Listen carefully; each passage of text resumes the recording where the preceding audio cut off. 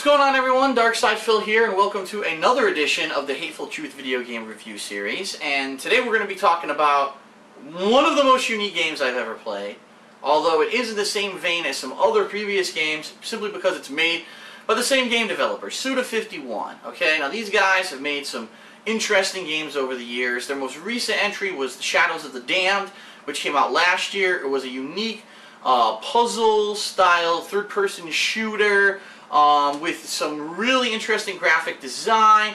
Had a motif of like death and the undead and hell, but was really a mature-rated game for many good reasons. I mean, not only the gore, but the fact that they're adult-themed humor. There's constant dick jokes and sexual innuendo and swearing like crazy. Almost like a, I want to say like a Quentin Tarantino film with more of a comedic twist to it, okay? And so their newest outing is a game that people saw about a year ago and were like, what the fuck are we looking at? This game could be absolutely insane, and it actually is. And of course what I'm talking about is Lollipop Chainsaw, okay? I definitely enjoyed Lollipop Chainsaw, let me put it that way. We're going to talk about the positives, the negatives, and finally my review of the game. And sometimes you're going to find that the overall review of the game, if you're just talking about the game itself, may seem better, I guess I would say, than when you compare it to everything else out there. And I'll explain what I mean as we get further into the review, okay? But anyway, Lollipop Chainsaw. Weird game, weird premise. The premise of the game is that there's a family of zombie hunters, one of which, whose name is Juliet Sterling, or Starling, I believe. She just turned 18. It's her 18th birthday. And as she's going to school, she runs into zombies. Zombies have taken over her school. So she pulled a chainsaw out of her bag and starts going to work. And over the course of the game, you find out it was an evil plot by one of her classmates who was pissed off because the world didn't embrace his emo and goth ways. And so he's trying to summon these boss zombies to basically have a plot to try to take over the city. Okay? And that's pretty much the plot. Now, there's lots of crazy plot twists, a large cast of characters, including her dad, her little sister who's 16, her big sister who's 20, her mom. The whole family is zombie hunters. And she runs into her boyfriend, Nick, who unfortunately gets bit by a zombie, and the only way that she can save him is to cut his freaking head off and perform a magical spell to keep him alive. So he's just a disembodied head that goes with her along the journey. And yeah, that sounds pretty fucking crazy. It is just every bit as crazy as you would think it is. So let's talk a little bit about the gameplay. Let's talk about why they call it Lollipop Chainsaw, okay? I really think what the game is attempting to do, and I think it successfully does, is take the whole teeny bopper vibe of, you know, the high school days and combine it with a really gritty, gory zombie storyline that's also funny. And basically the main character, Juliet, uses lollipops as her power-up. She takes them and she actually can use them to get her health back during combat. She fights with a chainsaw but also has cheerleader attacks that stun the enemy. And really what the gameplay comes down to is trying to repeatedly hit your enemy to the point where the zombie dies, or you stun them with some of your cheerleader moves, or maybe a drop kick or some other moves, and then use the chainsaw to decapitate them with an instant kill. And as you kill zombies, you begin to accumulate what's called sparkle, and it ends up this meter, sparkle meter. You can actually do what's called sparkle hunting, which what you're attempting to do is kill multiple zombies at once. If you kill them in multiples of 3 or more, you actually get medals, and you also get sparkle meter, which adds up. Now, once you get maximum sparkle meter, what happens is you activate it, and the game literally starts playing the game, Hey Mickey, you're so fine, you blow my mind, Hey Mickey, which everyone knows that song, it's so damn catchy. Starts playing that song, and during a limited period of time when your meter is counting down, you can kill anything instantly. So even some of the tougher zombies, there are actually zombies in this game that have life bars that are unique zombies and are tougher to kill. You can even kill them with one hit. So what your goal in this game is to effectively dodge around the screen while fighting the zombies, making sure the zombies don't hit you, getting combos that you actually unlock through combat. Remember I mentioned that you get medals. Well, when you accumulate these medals, you're able to unlock certain things, including different alternate outfits for Juliet, but also combat abilities. And this is really the core of the game. If you don't unlock the combat abilities, the game's going to be very limiting and very boring. When you start out with the game, you only have a limited moveset, very short amount of combos, not some really impressive moves. But as you play through the game and you accumulate medals, you unlock better and better abilities. to the point where you can start spinning with your chainsaw and hitting multiple enemies at once, maybe killing multiple enemies at once, doing really powerful spinning blade attacks that can kill things almost instantly.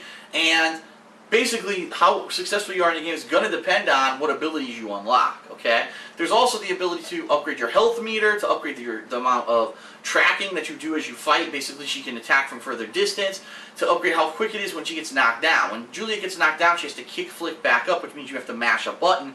In this case, if you upgrade that, she'll get up much more quickly, okay? So that's the basic premise of the game. The only other real variety there is that there's a couple of things that you accumulate over the course of the game. Nick actually comes into play in like the second or third stage. You're able to actually find these things called Nick tickets or purchase them with your medals that you find during combat. And he, as a disembodied head, can do different things. Sometimes he can turn into a zombie and stun everyone. Sometimes you can shoot him out of a cannon and it'll stun or kill these zombies. Okay? In addition to Nick, as you play the game, you get upgrades to your weapons, that are actually cleverly disguised as, oh, your birthday gifts, your family's giving you birthday gifts. And so your chainsaw will be upgraded. It gets upgraded so that you can dash and do dashing attacks with it. It's upgraded so that you can shoot items like a bazooka or a rocket launcher. It's upgraded so that you can do all these different things, okay? So there is variety in the gameplay. Once you get several chapters into the gameplay, it's not just melee combat anymore. You might have some dashing platforming to do. You might have some timed button presses to do. Quick time events are a big part of the game. And you might also have to shoot things with your cannon and have that kind of a stage. So the goal, once the game gets moving, is basically to defeat the stage that you're in and get to the end and fight the big boss. And there's several of these boss zombie monsters in the game. Each one of them is unique and has some kind of a musical motif. I think there's a punk rocker, a hippie, for example. There's a guy who looks like Elvis. There's a guy who's like a rock and roll guy. There's a guy who's like a rap reggae funk guy. So there's all these different stereotypes of musical characters that you fight over the course of the game. And each one is a completely different and unique boss battle. Some of them might just be melee combat. Some of them might have multiple stages where body parts fly off and turn into other objects. You have to shoot them with your cannon. Some of them have platforming elements to them. So every boss fight is colorful, unique, and different. Okay? So that pretty much encompasses the gameplay of Lollipop Chainsaw. Slashing the fuck out of zombies, dodging them so that they don't attack you, doing some exploration and platforming, trying to find secret lollipops, secret medals, buying better combat abilities and leveling up your character, surviving the stage, getting to the boss fight, doing this epic boss fight, and then moving on to the next stage. And where I really think the game shines is if you do buy the correct things during the game. Like if you buy a lot of the combat abilities, there's a lot of fun variety in the combat. As for example, at the beginning of the game, it's really hard to kill a lot of the zombies. You have to like stun them and then behead them. But later on, as you get the better combat abilities, you can just use those abilities, and after one or two tries, you'll actually kill those tougher zombies anyway. So you don't have to repetitively be doing the same kind of gameplay throughout the whole game if you unlock a lot of the combat abilities.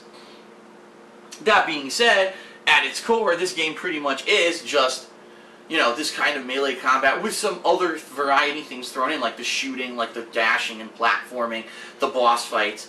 So if you don't like that kind of combat, you're not going to like this game. Also, you have to be ready for some weird and wild stuff. This game has some crazy irreverent humor. You will be fighting teachers, grandmothers, firefighters. Everyone in the town is turned into a zombie and will have some unique characteristic. The zombies will say crazy shit like, "Oh, I just pooped my pants." You know, right in the middle of a fight, someone will say something crazy and irreverent. Nick will constantly be using quirks and such. He'll be like, oh, at one point you're fighting a robot elephant. He's like, oh, you know what? I don't fucking feel sorry for those elephants in Africa that got poached anymore. Fuck them all. You know, so he'll say crazy shit like that, and it'll be funny when they say it. You're like, whoa, that's some clever dialogue that they actually put into the game. It also is important to note that the voice actor for Juliet is a very popular female voice actor. Her name is eluding me right now. I think it's like Tara Stone or something like that. I apologize because I don't know exactly what it is, but she's been in a lot of things before, and you will definitely recognize her voice. So that's another kind of cool Easter egg that's thrown in there. There's also a guy named Johnny Urin, who I guess is played by the lead singer, or actually maybe that's his real name. He's the lead singer of some band, and he's in the game, and he actually made the boss theme for the game. So there are some cool cameos in the game. There's actually, if you pre-order the game, you get a skin that makes you look like Ash from the Evil Dead series of movies. That's pretty freaking sweet. You know, one of the coolest, most famous zombie killers of all time. You could dress up as him in this game.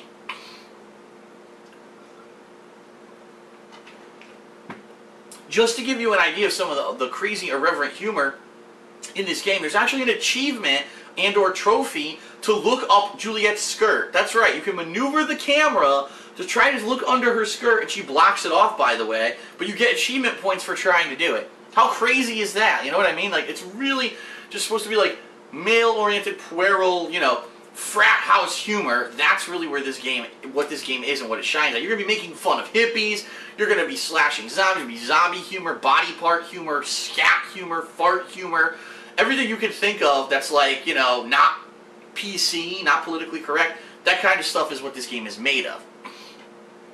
I would say, for a playthrough, it was fun as hell for me to play this game. I mean, to get through it, to understand what was going on with the story.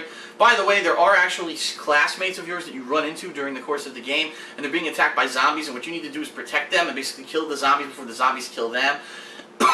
Excuse me.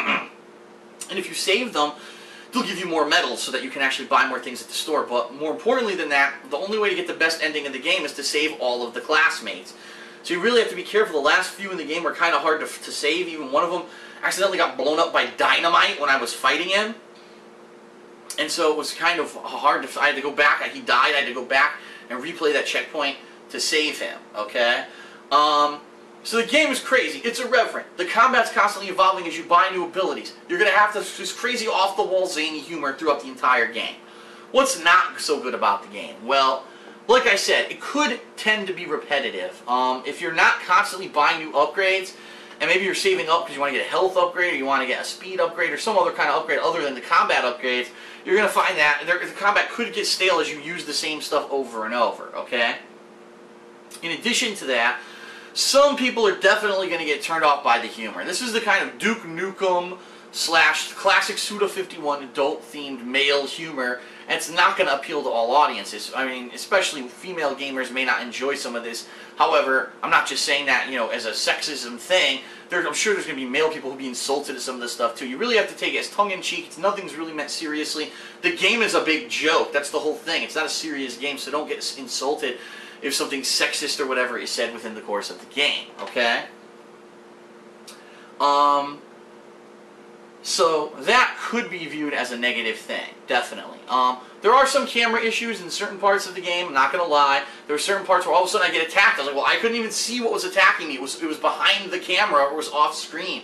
And the camera should be able to adjust in every situation so you can see everything that's going on. In a lot of cases it doesn't. It's too close to your body, or it's at the wrong angle, and it's hard for you to maneuver around to see what's going on. In addition to that, there are some cheap deaths. Some instant deaths that are like things completely different from the rest of the games. For example, there's actually a video game stage that emulates classic video games from like the 1980s, like Atari games and such.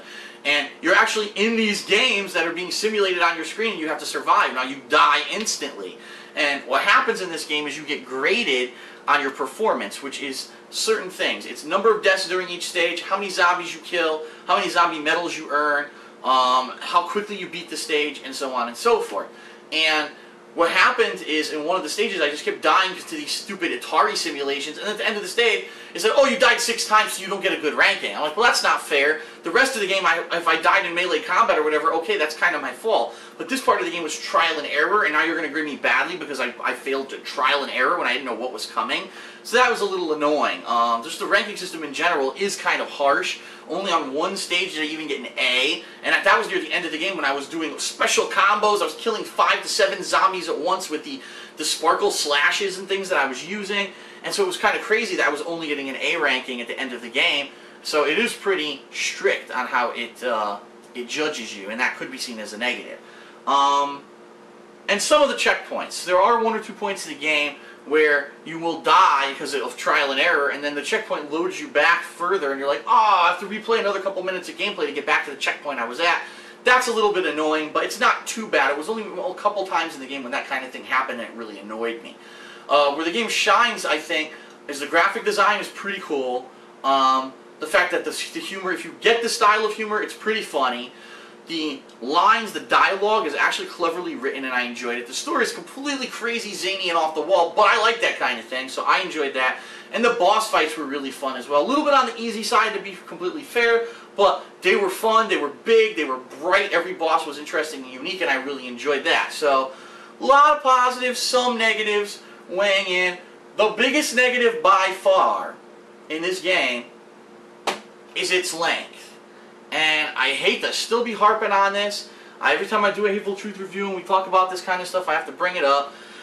The game is 5 to 6 hours long on your first playthrough. Now, after you do beat the game once, what happens is hard mode is unlocked, or very hard mode, and that apparently will create bigger, badder zombies. The gameplay is like New Game Plus, where you retain the abilities that you've unlocked during the course of the game. So really, ideally, I think what they want you to do is play the game once for the story, beat it, then play it again to try to get all the unlockables, get all her unlockable costumes, which, by the way, some of them are pretty damn sexy as hell. Try to get all of her combat abilities unlocked so that you can easily kill all the zombies, you know what I mean? The boss fights are harder now, and so on and so forth. So there's definitely replayability, but you're still playing the same game. The replayability is that you can unlock everything in the game, because it's New Game Plus. You can replay the stages with harder difficulty. You can try to get better outfits and stuff for her. But at the end of the day, the gameplay only lasts 5 to 6 hours during one playthrough. And that, in this day and age for a retail game, I have to speak up about it. Now, a similar game earlier this year that I actually rated pretty highly was The Darkness 2. I thought it was unique, the plot was outstanding, the graphics, the story were amazing. The campaign was only 5 hours long, but it also had cooperative online play and some other modes online that added significant amount of gameplay that could double, if not triple, the amount of gameplay you did with the game. So that game, even though it had a short campaign, had lots of gameplay and replayability in it. This game, once you beat it once, a lot of people are going to say, I've been there, done that, I'm done. And they're not going to want to go back and re-explore the same game with maybe harder difficulty just for the sake of unlocking outfits, of unlocking combat abilities you haven't unlocked yet. And that's a major bummer. 5 to 6 hours of gameplay for a $60 game is a tall order, okay? So that is definitely the biggest negative of the game. You're going to have a unique experience, you're going to have a blast playing it, but you're going to say, oh man, it's over, and you're going to feel like, man, I wish there was more to this game. No online multiplayer whatsoever, no co-op, nothing like that. It's just a single player campaign and that's it. That's all there is to the game. So there's no real replayability outside of just playing the game over again at a harder difficulty. So, in my rating, I have to weigh and balance. I have to tell you, I really enjoyed the story, the graphics, the gameplay, all that were pretty unique and interesting and fun, and I enjoyed the hell out of it. At the same time, the game had a couple issues with the camera and such, checkpoints that were a little annoying, a couple annoying instant deaths, but the length of the game is so short. It's short but sweet, and the common person probably won't want to replay the game. So, I gotta be honest, to give it a fair review, I actually think it's one of the most unique games of the year. It's one of the most fun games I've played so far in 2012. Keep in mind, it's been a slow year, okay? It might not be really saying much, when really on one hand I can probably count the amount of games that I significantly liked this year compared to last year where there were so many great AAA titles that had come out. This year it's been a very slow start to the year. Lollipop Chainsaw kind of changes that, but then ends so quickly it's like, damn, we had a moment of greatness and now the greatness is already over. So, weighing in all the factors in my head, the overwhelming positives, the kind of annoying negatives with the fact that it's so short, I'm going to give Lollipop Chainsaw an 8. An 8 out of 10. It's a game that's worth playing. I definitely recommend everyone at least rent it. If you're the kind of person that enjoys replaying the game at a harder difficulty to get all the unlocks and get better combat abilities, it's a purchase. But if you're not, if you're the kind of person that you really, man, for 60 bucks, I can't drop 60 bucks on 5 to 6 hours of gameplay and I don't want to keep replaying the same game. It's a rent. It's definitely at least a rent. One of the most original games of this year, funny, irreverent humor. I think that everyone should play it. Not everyone should buy it, okay? Lollipop Chainsaw, fun, but too short. I'm going to give it 8 out of 10, okay? So that's it for the Hateful Truth video game review of Lollipop Chainsaw. I hope you found it informative. Now you have a more informed decision on whether or not you'd like to play it and or buy it. And I hope that I give you maximum truth and minimum bullshit as always. So that's it, and I will see you next time for another edition of the Hateful Truth. Thanks.